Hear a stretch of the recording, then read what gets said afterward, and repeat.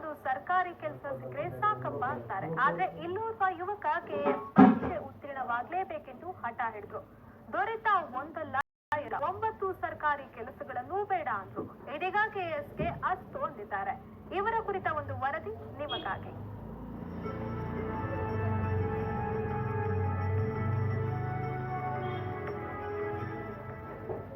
ಮನೆಯಲ್ಲಿ ಬಡತನ, ತಂದೆ ಕೂಲಿ ಕಾರ್ಮಿಕರು, ಓದುವುದು ಕಷ್ಟ ಅನ್ನುವಂತ ಪರಿಸ್ಥಿತಿ.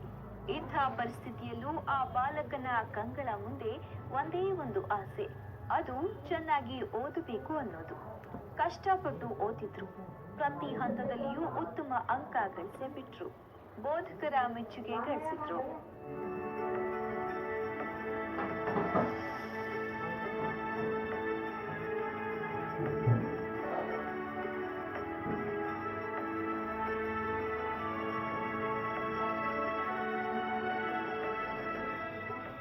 ಹೀಗೆ ಶ್ರಮಪಟ್ಟು ಓದಿದ ವ್ಯಕ್ತಿಯ ಹೆಸರು ಗರ್ಜಿ ಲಿಂಗಪ್ಪ. ಬಳ್ಳಾರಿ ಜಿಲ್ಲೆ ಸಿರಗುಪ್ಪ ತಾಲೂಕಿನ ಸಿರಿಗೆರೆ ಗ್ರಾಮದ ನಿವಾಸಿ. ಹಗಲು ಹೊಲದಲ್ಲಿಯೂ ಕೆಲಸ ಮಾಡಬೇಕಿತ್ತು. ಕೆಲಸ ಮುಗಿದ ತಕ್ಷಣವೇ ಪಾಟಿ ಚಾಲ ಹಿಡಿದು ಶಾಲೆಗೆ ಎದ್ದವರು. ಆ ಕಷ್ಟದ ದಿನಗಳನ್ನ ನೆನೆದ್ರೆ ಈಗಲೂ ಕೂಡ ಇವರು ಹನಿಕಣ್ಣೀರಿಡ್ತಾರೆ. ಶಿಕ್ಷಣವನ್ನು ಪಡೆಯೋದಕ್ಕೆ ನನಗೆ ಹಣಕಾಸಿನ ಸಮಸ್ಯೆ ತುಂಬಾನೇ ಇತ್ತು. ಆ ಸಂದರ್ಭದಲ್ಲಿ ನಾನು BA ಪದವಿಯನ್ನು ಮುಗಿಸಿದ ಮೇಲೆ ಅಲ್ಲಿಗೆ ಶಿಕ್ಷಣವನ್ನು ಬಿಟ್ಟು ಹುಬ್ಬಳ್ಳಿಗೆ ಲಾಡ್ಜಿಂಗ್ನಲ್ಲಿ ರೂಮ್ ಬಾಯ್ ಆಗಿ ಕೆಲಸ ಮಾಡೋದಕ್ಕೆ ಹೋಗಿದ್ದೆ. ಅಂಥ ಸಂದರ್ಭದಲ್ಲಿ ನಮ್ಮ ರಣಪ್ಪ ಗುರುಗಳು ನನಗೆ ವಾಪಸ್ ಕರೆ ಕಳಿಸಿ BEd ಶಿಕ್ಷಣವನ್ನು ಮಾಡೋದಕ್ಕೆ ಅದೇನು ದುಡ್ಡು ಆಗುತ್ತೆ ಅದನ್ನು ನಾನು ಕೊಡ್ತೀನಿ ಅಂತೇಳಿ ಅವರು ಸಿರಿಗೆರೆ ಪ್ರಗತಿ ಗ್ರಾಮೀಣ ಬ್ಯಾಂಕ್ನಲ್ಲಿ ಯಾವುದೋ ಒಂದು ಹೆಸರಿನ ಶ್ಯೂರಿಟಿಯನ್ನು ಹಾಕಿಸಿ ನನಗೆ ಅಮೌಂಟನ್ನು ಅವರು ಸಾಲವಾಗಿ ಇಟ್ಕೊಟ್ರು. ಆ ಒಂದು ನಾನು BEd ಶಿಕ್ಷಣವನ್ನು ಮುಗಿಸ್ಲಿಕ್ಕೆ ಸಾಧ್ಯವಾಯಿತು.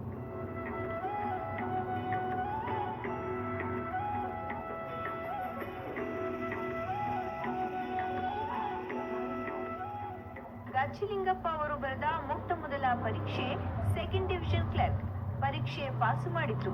ಆದ್ರೂ ಕೆಲಸ ಸಿಗ್ಲಿಲ್ಲ. ಅದಕ್ಕೆ ಕಾರಣ ಏನು ಅನ್ನೋದನ್ನ ಅವರೇ ಹೇಳ್ತಾರೆ. ಒಂದು ಕೂಟವನ್ನು ಮಾಡಿಕೊಂಡು ಇಲ್ಲಿ ನಾನು ಅವ್ರ ಜೊತೆ ಚರ್ಚೆ ಮಾಡ್ಕೊಂತ ಓದೋದಕ್ಕೆ ಶುರು ಮಾಡಿದೆ. ಮೊದಲನೇ ಸಾರಿ SDA ಪರೀಕ್ಷೆಯನ್ನು ಬರೆದಾಗ ನನ್ನ ಜೀವನದ ಮೊದಲನೇ ಪರೀಕ್ಷೆ ಅದು. ಆ ಸಂದರ್ಭದಲ್ಲಿ ಕಟ್ ಆಫ್ 206 ನಿಂತ್ಕೊಂಡಿತ್ತು. ನನ್ನ ಸ್ಕೋರ್ ಕೂಡ 206 ನಿಂತ್ಕೊಂಡಿತ್ತು. 206 ಬಂದಿತ್ತು. ಆದ್ರೆ ನನಗಿನ್ನ ವಯಸ್ಸಿನಲ್ಲಿ ಹಿರಿಯ ಅನ್ನೋ ಕಾರಣಕ್ಕೆ ಬೇರೆಯವ್ರಿಗೆ ಜಾಬ್ ಕೊಟ್ಟರು. ಅಷ್ಟೇ ಸ್ಕೋರ್ ಬಂದಿರತಕ್ಕಂಥ ನನಗೆ ಜಾಬ್ ಸಿಗಲಿಲ್ಲ. ನಿಜವಾದ ಒಂದು ಸ್ಪರ್ಧೆ ಅಂದ್ರೆ ಹೇಗಿರ್ತದೆ ಮತ್ತು ಅದರ ಒಂದು ತೀವ್ರತೆ ಎಷ್ಟು ಅನ್ನುವಂಥದ್ದು ನನಗೆ ಆ ಸಂದರ್ಭದಲ್ಲಿ ಗೊತ್ತಾಯಿತು. ಮೊದಲ ಬಾರಿಯ ಅನುಭವದಿಂದ ಗರ್ಜಿಲಿಂಗಪ್ಪ ಅವರು ಹಿಂಜರಿಲಿಲ್ಲ. ತಮ್ಮ ವ್ಯಾಸಂಗ ಕಾರ್ಯ ಮುಂದುವರೆಸಿದ್ರು. ಸ್ಪರ್ಧಾತ್ಮಕ ಪರೀಕ್ಷೆಗಳನ್ನ ಕಟ್ಟಿದ್ರು. ವಿಜಯ ಪತಾಕೆ ಹಾರಿಸ್ತಾನೆ ಸಾಗಿದ್ರು. ಓದಿನ ಕಡೆಗೆ ಸಹಕಾರವನ್ನು ಮಾಡಿದ್ರು. ಇಲ್ಲಿವರೆಗೆ ನಾನು ಕರ್ನಾಟಕ ಲೋಕಸೇವಾಗಿಂದ 2 ಸಾರಿ SDA ಪರೀಕ್ಷೆಯನ್ನ ಪಾಸ್ ಮಾಡಿದ್ದೀನಿ, 2 ಸಾರಿ FDA ಪರೀಕ್ಷೆಯನ್ನು ಪಾಸ್ ಮಾಡಿದ್ದೀನಿ ಮತ್ತು ಪ್ರೌಢಶಾಲಾ ಶಿಕ್ಷಕರ ಒಂದು ಪರೀಕ್ಷೆಯಲ್ಲಿ ಕರ್ನಾಟಕ ರಾಜ್ಯಕ್ಕೆ 2ನೇ ರ್ಯಾಂಕನ್ನು ಬಂದಿದ್ದೀನಿ ಮತ್ತು ಗುಲ್ಬರ್ಗ ಡಿವಿಷನ್ಗೆ 1ನೇ ರ್ಯಾಂಕನ್ನು ಪಡೆದಿದ್ದೀನಿ. ಅದಾದ್ಮೇಲೆ ನಾನು ಮತ್ತೆ ಹಾಸ್ಟೆಲ್ ವಾರ್ಡನ್ ಹುದ್ದೆ ಕೂಡ 2 ಸಾರಿ ಆಯ್ಕೆಯಾಗಿದ್ದೀನಿ. ಅದಾದ್ಮೇಲೆ ಸ್ಟಾಟಿಸ್ಟಿಕಲ್ ಇನ್ಸ್ಪೆಕ್ಟರ್ ಅಂದರೆ ಸಾಂಖ್ಯಿಕ ನಿರೀಕ್ಷಕರು ಅನ್ನುವಂಥ ಹುದ್ದೆಗೆ ಕೂಡ ನಾನು 1 ಸಾರಿ ಆಯ್ಕೆಯನ್ನಾದಿದ್ದೀನಿ. ಅದಾದ್ಮೇಲೆ 2008ನೇ ಇಸ್ವಿಯಲ್ಲಿ ನಡೆತಿರ್ತಕ್ಕಂಥ KES ಅಂದ್ರೆ ಮುಖ್ಯೋಪಾಧ್ಯಾಯರ ಪರೀಕ್ಷೆಯಲ್ಲಿ ಕೂಡ ಸಂದರ್ಶನ ಹಂತಕ್ಕೆ ಹೋಗಿ ಸಂದರ್ಶನದಲ್ಲಿ ನಾನು ವಿಫಲಗೊಂಡಿರ್ತೀನಿ. ಮತ್ತು ಇದ್ರ ಮಧ್ಯಮಧ್ಯೆ ಕೂಡ KPSC ಇಂದ ನಡೆಸ್ತಕ್ಕಂಥ ಗೆಜೆಟೆಡ್ ಪ್ರೊಬೇಷನರ್ಸ್ ಅಂದ್ರೆ KES ಪರೀಕ್ಷೆಯನ್ನು ಕೂಡ ತೆಗೆದುಕೊಂಡಿದ್ದೆ. ಗರ್ಜಿಲಿಂಗಪ್ಪ ಅವರು ಪ್ರೌಢಶಾಲಾ ಶಿಕ್ಷಕರಾಗಿ ನೇಮಕವಾದ್ರು. ಆದ್ರೆ ಅವರ ಗುರಿ ಇನ್ನೂ ಇತ್ತು, ಉನ್ನತ ಪದವಿ ಗಳಿಸಬೇಕನ್ನುವ ಹೆಬ್ಬಯಕೆ. ಅವರು ಕನಸು ಕಾಣ್ತಾನೆ ಕೂರ್ಲಿಲ್ಲ. ತಮ್ಮ ಪ್ರಯತ್ನ ಮುಂದುವರೆಸಿದ್ರು. ಜೊತೆಗೆ ತಾವು ನಿರ್ವಹಿಸ್ತಾ ಇದ್ದ ಶಿಕ್ಷಕ ಹುದ್ದೆಗೂ ನ್ಯಾಯ ಸಲ್ಲಿಸಿದ್ರು. 2011ನೇ ಇಸ್ವಿಯಲ್ಲಿ 933 ಅಂಕಗಳೊಂದಿಗೆ ಅತ್ಯಂತ ಹೆಚ್ಚಿನ ಅಂಕಗಳನ್ನು ಪಡೆದು ನಾನು ಇಂಟರ್ವ್ಯೂಗೆ ಸೆಲೆಕ್ಟ್ ಆಗಿದ್ದೆ. ಅದೇ ಬಹುಶಃ ಯಾವುದೋ ಕಾರಣದಿಂದ ನಾನು ಇಂಟರ್ವ್ಯೂ ಅಲ್ಲಿ ಸಕ್ಸಸ್ ಆಗೋಕ್ಕೆ ಸಾಧ್ಯವಾಗಲಿಲ್ಲ. ಆದ್ರೂ ಕೂಡ ನಾನು ಅಲ್ಲಿಗೆ ಒಂದು ಪ್ರಯತ್ನವನ್ನು ನಿಲ್ಲಿಸಬಾರ್ದು ಅನ್ನೋ ಕಾರಣಕ್ಕೋಸ್ಕರ ಇನ್ನು ಹೆಚ್ಚಿನ ಒಂದು ಶ್ರಮವನ್ನು ಹಾಕಿದೆ. ಈ ಸಂದರ್ಭದಲ್ಲಿ ನನಗೆ ಬಹಳಷ್ಟು ಗೊಂದಲಗಳು ಉಂಟಾದವು. ಏನು ಅಂತಂದ್ರೆ ಒಂದ್ ಕಡೆ ಶಾಲೆಗೆ ಹೋಗಿ ಶಾಲೆಯಲ್ಲಿ ಕೆಲಸವನ್ನು ನಿರ್ವಹಣೆ ಮಾಡಬೇಕಾಗಿರ್ತಕ್ಕಂಥದ್ದು. ಯಾಕಂತಂದ್ರೆ CC ಅನ್ನುವಂಥ ಒಂದು ಪದ್ಧತಿ ಗೌರ್ಮೆಂಟ್ ಶಾಲೆಗಳಲ್ಲಿ ಅಳವಡೆ ಮಾಡಿಕೊಂಡ್ರು. ಆ ಪದ್ಧತಿ ಬಹಳಷ್ಟು ಶ್ರಮವನ್ನ ಶಿಕ್ಷಕರಿಂದ ಬಯಸ್ತದೆ. ಆ ಒಂದು ಟೀಚರ್ ವೃತ್ತಿ ಜೊತೆಗೇನೆ ಹೊಸದಾಗಿ ಯುವಕರು ಸ್ಪರ್ಧೆಗಳಿರ್ತಾ ಇದ್ರು.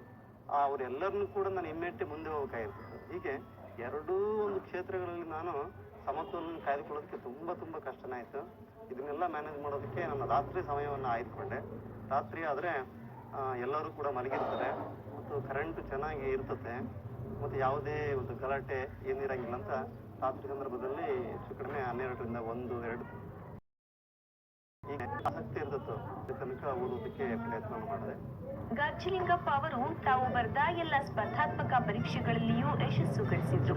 ಭಾರಿ ಕಷ್ಟ ಅನ್ನುವಂತ ಪರೀಕ್ಷೆಗಳಲ್ಲಿಯೂ ಅತಿ ಹೆಚ್ಚಿನ ಅಂಕ ಗಳಿಸಿದ್ರು.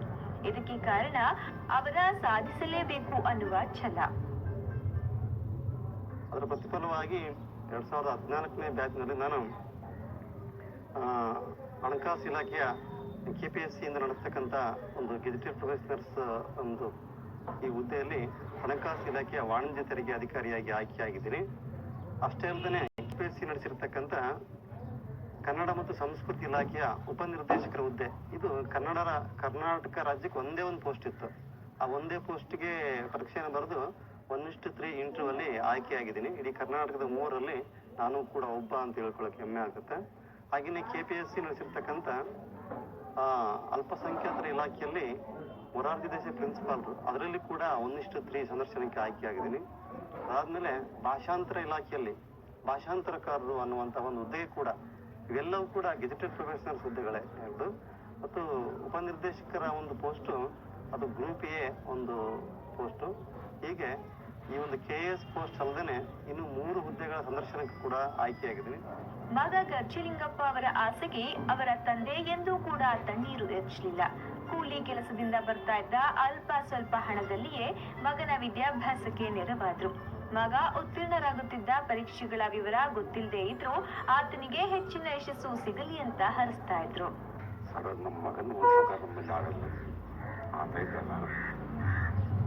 ಏನೋ ಒಂದು ನಿಮ್ಮಂತರೊಂದು ಮಾತು ಹೇಳಿದ್ರು, ಮುಂದೆ ಮಕ್ಕಳು ವಯಸ್ಸು ನಮ್ಮ ಭವಿಷ್ಯಕ್ಕೆ ಯಾವ ಥರ ತಂದೆ ಅದು ನಾನಾಗಿ ಕಷ್ಟ ಬಿಟ್ಟು ಓದಿಸೋಕಂತ ಒಂದು ಬುದ್ಧಿ ಹೇಳಿದ್ರು.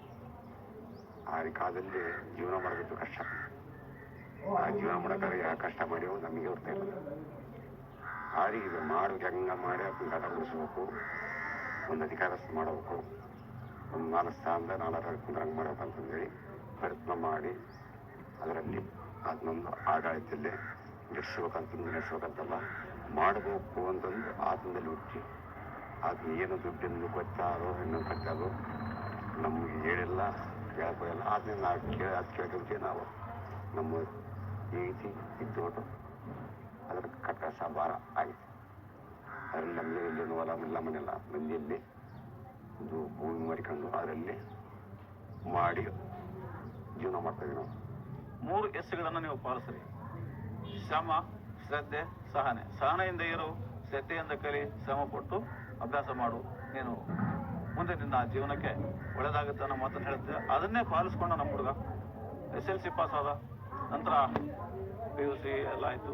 ನಂತರ ಶಿಕ್ಷಕ ವೃತ್ತಿಯನ್ನು ಕೈಗೊಂಡ. ಸರ್ ಮುಂದೆ ಏನು ಮಾಡಲಿ, ಕಾಂಪಿಟೇಟಿವ್ ಎಕ್ಸಾಮ್ಗಳು ಬರೆಯಪ್ಪ, ನೀವು ಒಳ್ಳೇದಾಗ್ತದೆ. ಶ್ರಮ ವಯಸ್ಸು. ನಾನು ಬ್ರೂಸ್ ಅಂಡ್ ಬೇಡ್ರ ಒಂದು ಪಾಠದ ಇದನ್ನು ಹೇಳ್ತಾ ಇದ್ದೆ. ಒಂದು ಜೇಡ್ರುಗಳು ಪದೇ ಕೆಳಗೆ ಬಿದ್ರು ಕೂಡ ಹೆಂಗೆ ಮೇಲೆ ಹತ್ತದೋ ಪ್ರತಿ ಸರ್ತಿಯೂ ನೀನು ಪ್ರಯತ್ನ ಮಾಡು. ಒಂದಲ್ಲ ಒಂದು ದಿವಸ ದೇವರು ನನಗೆ ಸಹಾಯ ಮಾಡ್ತಾನೆ, ಇನ್ನು ಸಕ್ಸಸ್ ಕಾಣ್ತೀಯ ಅಂತ ಹೇಳಿದೆ. ಇವತ್ತು ನಾನು ಅವನ ಗುರು ಅಂತ ಹೇಳೋದಕ್ಕೆ ಹೆಮ್ಮೆ ಪಡ್ತಾ ಇದ್ದೀನಿ. ಸಾಧಿಸಲೇಬೇಕೆನ್ನುವ ಛಲ ಮತ್ತು ಗುರಿಯೆಡೆಗೆ ನೇರ